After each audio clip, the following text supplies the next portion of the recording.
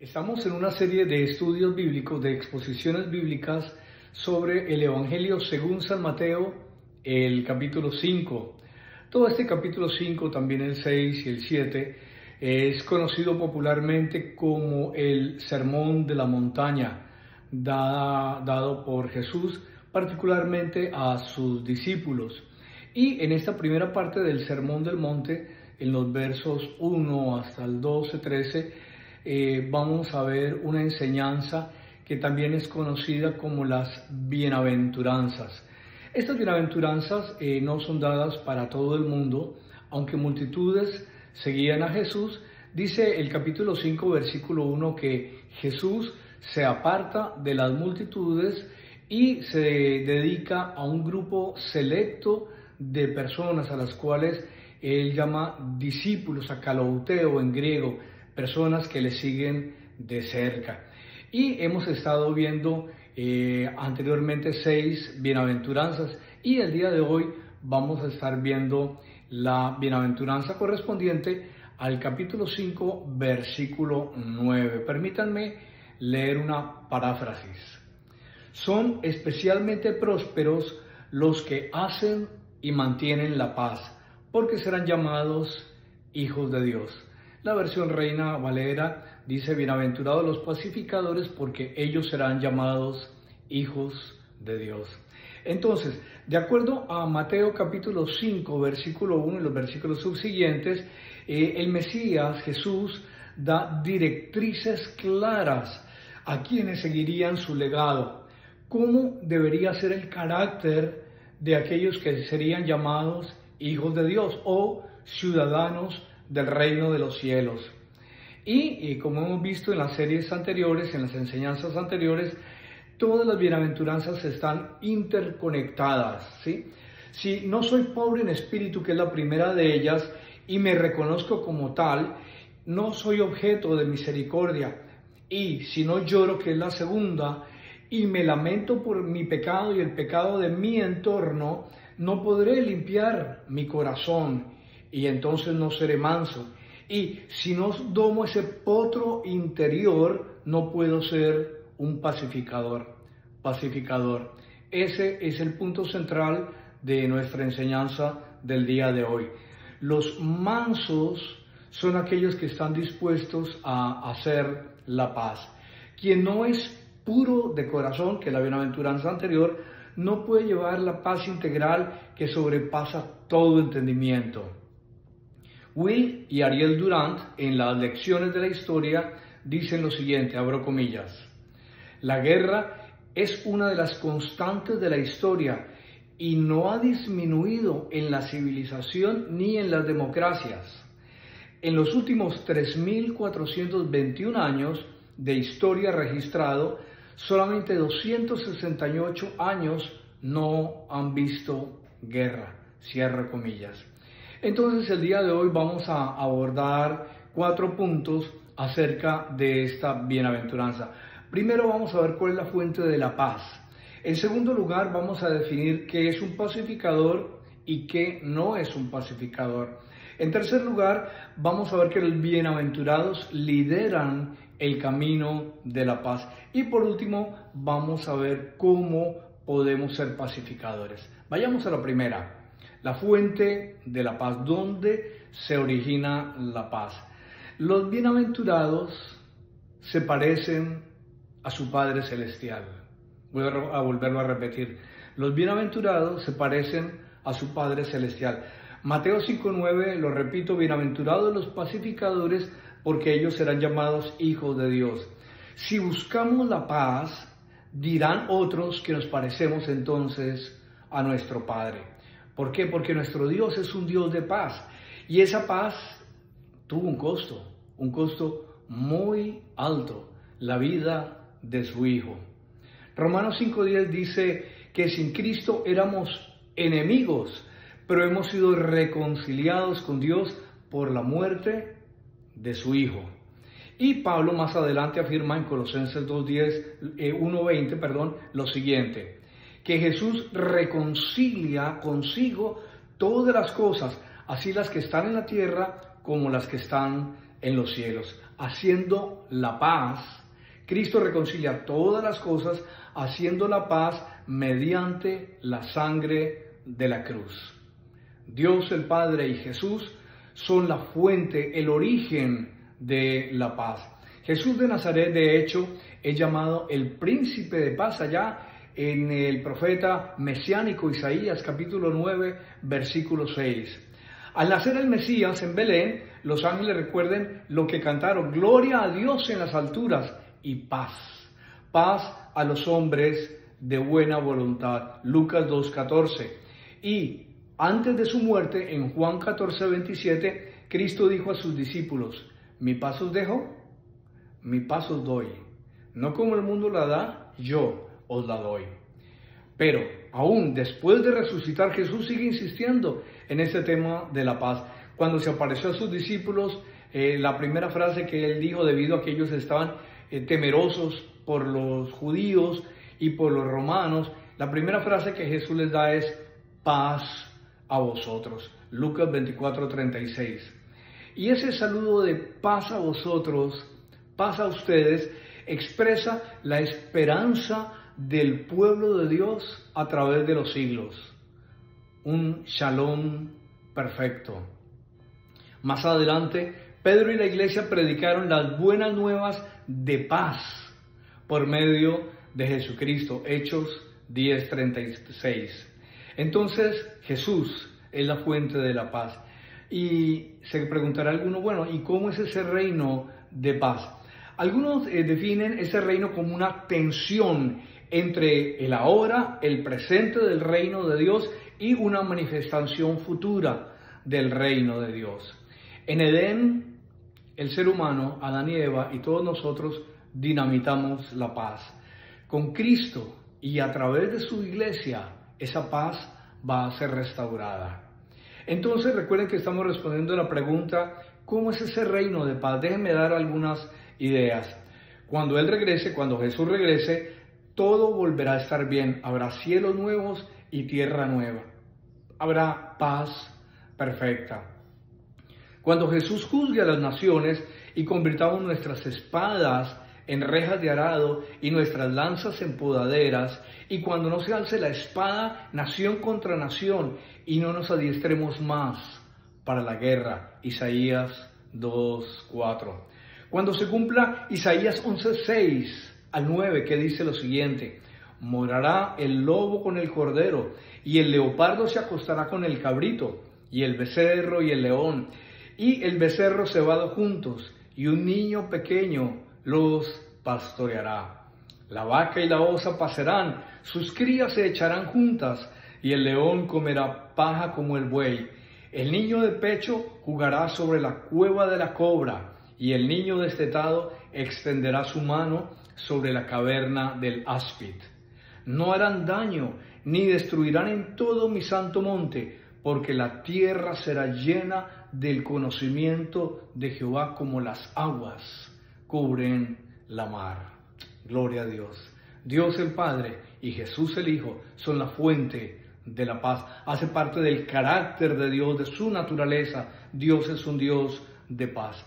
Vamos a definir entonces quién es un pacificador, pero para ello vamos a definir qué o quién no es un pacificador.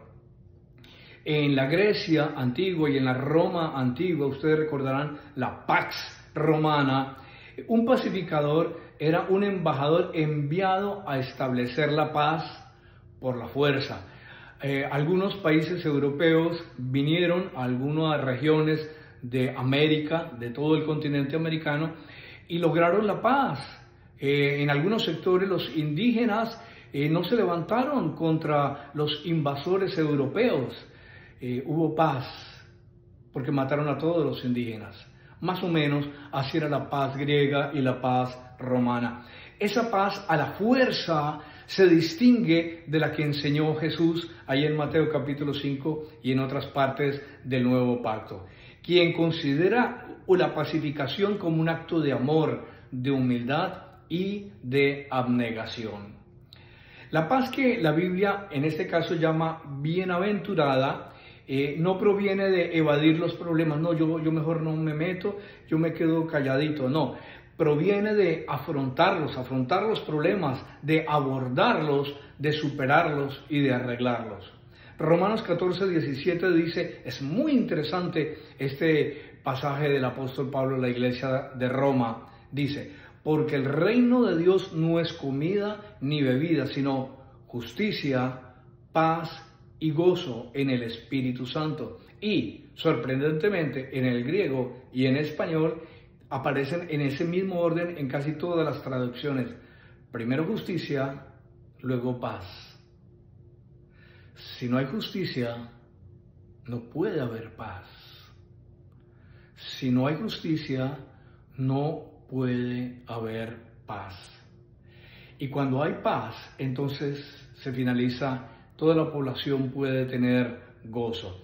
No tenemos paz a pesar de todos los esfuerzos, de todos los tratados, de las fuerzas de paz, de las intervenciones de la ONU, debido a un problemita que los seres humanos tenemos desde la caída. Se llama pecado. Qué palabra tan fea, Jorge Enrique. No hables de pecado, mejor habla de prosperidad, de que eres un campeón, de que todo va a estar bien. Pero la Biblia no habla de eso. La Biblia dice que la causa de que no haya paz es el pecado en el corazón del ser humano. John Stott nos recuerda que es el diablo, abro comillas, es el diablo quien causa problemas. Es Dios quien ama la reconciliación y quien ahora, a través de sus hijos, de ti y de mí, como antes a través de su Hijo unigénito, se empeña en hacer la paz. Cierro comillas. Tristemente, el día de hoy hay sectores de la iglesia que se parecen más al César romano que a Jesús. Tristemente, el día de hoy hay sectores de la iglesia que se parecen más al César que a Jesús. La iglesia en Occidente parece experta en construir muros, pero Jesús nos llama a derribar barreras y a construir puentes para unir a la gente. Eso no es un pacificador el que causa divisiones, el que se queda callado, el que no interviene para lograr la paz. Que si es un pacificador a la luz de la Sagrada Escritura. La palabra griega para pacificadores proviene de eirene, y de poieo. Eirene significa paz y poieo significa hacer algo. Entonces, los pacificadores son los que hacen la paz y no la guerra. Eirene no es solamente la ausencia de guerra o es una tregua momentánea. Eirene representa a partes con opiniones diferentes que están dispuestas a apoyarse aún en sus diferencias. La palabra hebrea usada en el Antiguo Pacto para paz, una de las palabras más usadas es shalom, que no solamente es paz, también significa bienestar, tranquilidad, gozo, crecimiento interior. Todo eso significa shalom en hebreo. La paz mencionada entonces en Mateo 5:9 solo es producida por una persona que ha sido transformada por el Ruach HaKodesh, por el Espíritu de Santidad, y ha sido lavada por la palabra de Dios. Esta paz es aquella que viene posteriormente al arrepentimiento y a la fe. Viene posteriormente a aquellos que se han considerado tojos, pobres en espíritu, que lloran por su pecado, se lamentan por el pecado de ellos y de su entorno, y también por el pecado estructural. Un pacificador entonces es una persona que está en paz con su Creador, en paz con Dios, en paz consigo mismo, y por tanto, escuchen esto, es un actor intencional de llevar la paz a otros lugares. Como ciudadanos del reino de los cielos, debemos estar comprometidos a salir a buscar la paz. En tercer lugar, los bienaventurados lideran el camino hacia la paz. Una persona bienaventurada, de acuerdo a Mateo capítulo 5, es una persona que no solamente espontáneamente escribe algo en las redes sociales, o piensa en la paz, o se entristece cuando no hay paz. Es un líder en ocasionar la paz, se involucra. Jesús dice que los bienaventurados están dispuestos a meterse en el lodo y a hacer algo al respecto cuando no hay paz. Un pacificador produce paz venciendo con el bien al mal. Jeremías, en el Antiguo Pacto, capítulo 29, versos 4 al 7, dice lo siguiente: el pueblo de Dios se ve arrancado de su tierra prometida y arrastrado a territorio enemigo en Babilonia. Y el Señor les dice que se esfuercen y prosperen. Mire lo que dice el versículo 7, abro comillas: procuren el bienestar de la ciudad a donde los he desterrado y oren al Señor por ella, porque en su bienestar hallarán paz. Permítanme decir algo. Yo sé que algunos sectores de la iglesia creen firmemente en las dispensaciones, y por estar hablando de las dispensaciones, que son como a veces difíciles de encontrar realmente en la Sagrada Escritura, en una época se vivía mencionando que viene el rapto, viene el rapto, viene el rapto. Entonces muchas generaciones de cristianos, especialmente en el siglo XX y especialmente en América Latina, dejaron de estudiar, no se esforzaron por ayudar al prójimo, no se esforzaron por sacar a sus comunidades adelante, porque Cristo viene. ¿Para qué trabajar? ¿Para qué estudiar? ¿Para qué prepararnos? Si ya Cristo viene por mí. Y esto generó en algunas áreas, en algunos sectores, una pereza intelectual, una pereza laboral, una pereza de comprometerse social, económica y políticamente con las comunidades en las cuales estaban inmersos. Sí, Cristo viene pronto. Y yo puedo decir: Maranata, ven, mi Señor Jesús. Pero eso no quita el hecho de que mientras el Mesías regresa por segunda vez, tú y yo debemos ser pacificadores, debemos involucrarnos en la sociedad. Vuelvo a repetir Jeremías 29, 7.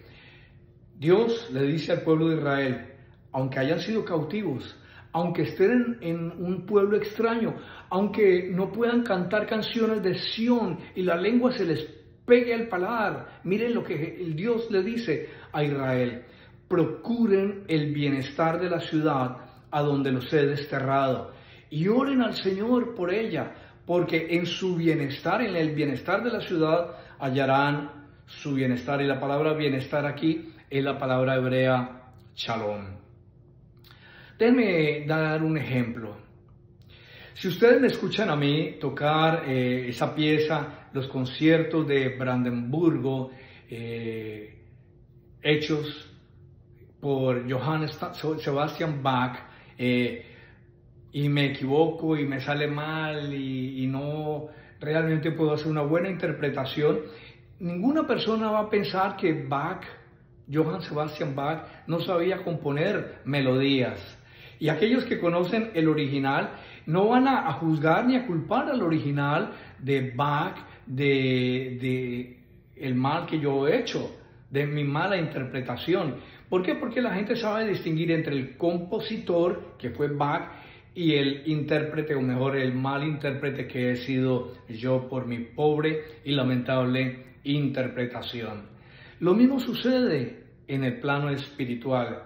No podemos culpar al Rey de Reyes y Señor de Señores, al Creador, al compositor de este universo, de las malas interpretaciones de un político que se dice cristiano, pero que adolece de humildad, de mansedumbre y de misericordia. No podemos culpar al Rey de Reyes por un político que se dice ser cristiano, que ha sido electo a veces por los votos de un pueblo cristiano que han creído que él es cristiano, pero que esta persona es el polo opuesto de lo que es una persona mansa, misericordiosa y pacificadora. Pero tampoco es un buen músico, tampoco es un buen ciudadano del reino, aquel trabajador que se dice cristiano, que ha sido perdonado por la obra de Cristo en la cruz, pero que no perdona a su jefe, que no perdona a su compañero de trabajo, o que no perdona al político que no ha sido misericordioso. Sin duda, hemos interpretado mal, no solamente a Bach, sino al Dios creador. A veces hemos tocado una canción completamente diferente. A veces nos parecemos más al César que a Jesús. Y el mundo nos observa y se ha dado cuenta. ¿Qué he dicho hasta ahora? Que Dios y Jesús son la fuente de la paz. En segundo lugar, hemos definido quién es un pacificador. En tercer lugar, hemos visto que un pacificador lidera el camino hacia la paz. Y vamos a concluir con el punto de cómo podemos ser pacificadores. Allí mismo, en el capítulo 5 del Evangelio de Mateo, los versículos 43 al 45, se nos llama a amar a nuestros enemigos, a orar por aquellos que nos maldicen y nos persiguen. ¡Wow! Tremendo, ¿verdad? Le encanta a usted este versículo. ¿Por qué? ¿Cuál es el resultado? Para que seáis hijos de vuestro Padre que está en los cielos. Bienaventurados los pacificadores, porque ellos son hijos. Y ahorita, del 43 al 45 dice, para que seáis hijos de vuestro Padre. Cuando perdonen, deben saber que los van a perseguir. Deben saber que los van a odiar por causa de la justicia. Recordemos que la justicia es una persona, Jesús. Por causa de Jesús vamos a ser perseguidos. Es inevitable. Si no somos perseguidos, que es el tema de la semana siguiente, tal vez no somos hijos. Pero quien es hijo va a ser perseguido por causa de la justicia. Y nuestra respuesta a esa persecución, a ese rechazo, es paz, es amor, es oración. Una manera en que logramos esta paz es compartiendo las buenas nuevas de salvación, ya que Dios nos ha dado a nosotros el ministerio de la reconciliación, como si nosotros le rogáramos a los demás seres humanos, por favor, reconcíliense con Dios. 2 Corintios 5:18. Y Pablo, más adelante, dice que como pacificador, tú y yo tenemos calzados nuevos. Efesios 6:15, el calzado del Evangelio de la paz. Isaías alabó a los pacificadores en Isaías 52:7, abro comillas. Qué hermosos son sobre los montes los pies de los que traen buenas nuevas, del que anuncia la paz, del que trae nuevas del bien, del que anuncia salvación. Cierro comillas. Entonces, un pacificador es un embajador de Cristo, es un ciudadano del reino de los cielos que lleva las buenas nuevas de salvación a otras personas. ¿Qué es el Evangelio? El Evangelio es que Jesús de Nazaret nació de una virgen, vivió una vida maravillosa, sorprendente a los 12 años, sorprendió a los doctores de la ley. Posiblemente a los 30 años ya comenzó su ministerio, sanó los enfermos, echó fuera demonios, calmó los vientos y la tempestad, caminó sobre las aguas. Y por enseñar estas bienaventuranzas, por enseñar a amar al prójimo, amar a los demás, por condenar el pecado, la mentira y el engaño de los fariseos y de los líderes políticos y religiosos, murió en una cruz. Pero murió básicamente por tus pecados y por los míos. Murió el justo por los injustos, porque sin sangre no hubiera habido perdón de pecados.